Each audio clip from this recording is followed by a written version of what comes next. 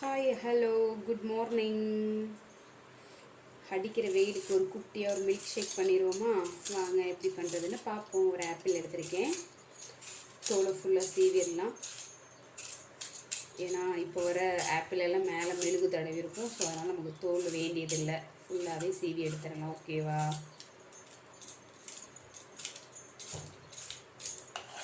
எடுத்தாச்சு.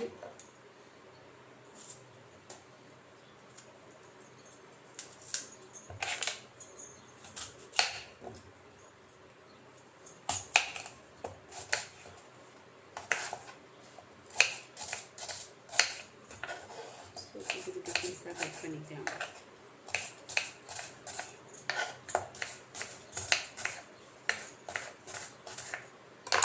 குட்டி குட்டி பீஸாக கட் பண்ணிக்கலாம். ஸோ நம்ம ஆப்பிளை சின்ன சின்னதாக கட் பண்ணி வச்சு இது கூடவே நம்ம கொஞ்சம் நாட்டு சக்கரை ஒரு 3 ஸ்பூன் போட்டுக்கிறேன் நான். ஏன்னா 2 டம்ளர் வேணும். ஸோ ஜூஸ் அதுக்காக கொஞ்சமாக நாட்டு சக்கரை,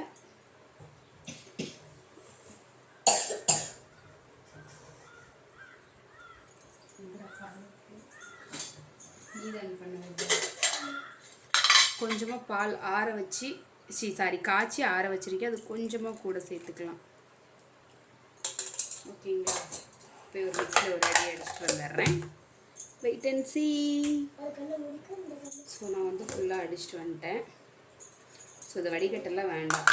நல்லா ஃபுல்லாகவே பால் தான். கொஞ்சம் வேணால் தண்ணி சேர்த்துக்கலாம். சரிங்களா? நான் சுகர் வந்து நாட்டு சக்கரை ரொம்ப கம்மியாக தான் போட்டுடுறேன். இதில் வந்து நான் கொஞ்சமாக தண்ணி சேர்த்துக்கிறேன். ஒரு அரை டம்ளர் தண்ணி. ஏன்னா ஃபுல்லாகவே பால், 1 டம்ளர் பால் சேர்த்துருக்கேன் நான். ஸோ அது ரொம்ப திக்காக இருக்குது பால். அதனால் நான் கொஞ்சம் தண்ணி சேர்த்துக்கிட்டேன். இது கூடவே இதில் ரொம்ப ஸ்பெஷல் என்னது, இது பாதாம் பிசின். சரிங்களா? நான் ஊற வச்சுருக்கிறேன். ஸோ வெயிலுக்கு ரொம்ப ரொம்ப ரொம்ப நல்லது. ஸோ நான் வந்து ஒரு 2 ஸ்பூன் இதில் வந்து ஆட் பண்ணிக்கலாம். ஒரு 2 ஸ்பூன் ஆட் பண்ணிக்கிட்டு தேவையான அளவு வந்து உங்களுக்கு தண்ணி வேணும்னா நீங்கள் இன்னும் கூட ஆட் பண்ணிக்கலாம். ஏன்னா இவ்வளோ திக்காக குழந்தைங்க குடிப்பாங்களா அப்படின்னா கொஞ்சம் டவுட்டு தான்.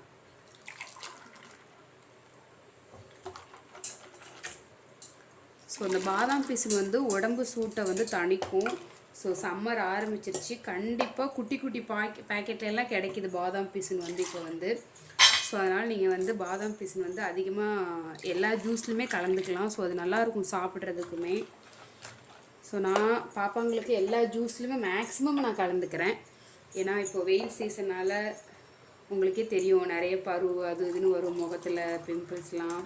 அப்புறம் வந்து பார்த்திங்கன்னா அம்மை போடும். ஸோ இது வந்து கொஞ்சம் உடம்பு சூட்டை தணிக்கும்.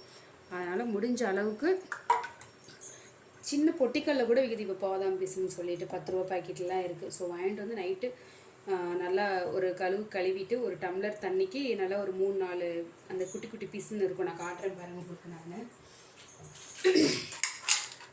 ஸோ இதுதான் அந்த பாதாம் பீஸுன்னு சொல்கிறது.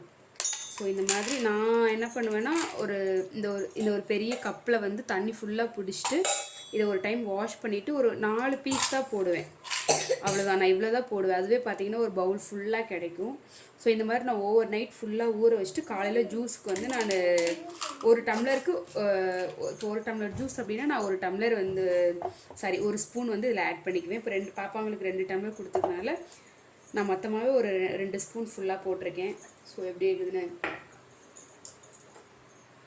குடிச்சிட்டு பார்த்துட்டு அந்த மேடம் தான் குடிக்கிறாங்க. நான் சுகர்லாம் ரொம்ப ரொம்ப கம்மியாக தான் போட்டிருக்கேன், நாட்டு சக்கரை. ஓகேங்களா? நல்லா இருக்காமா?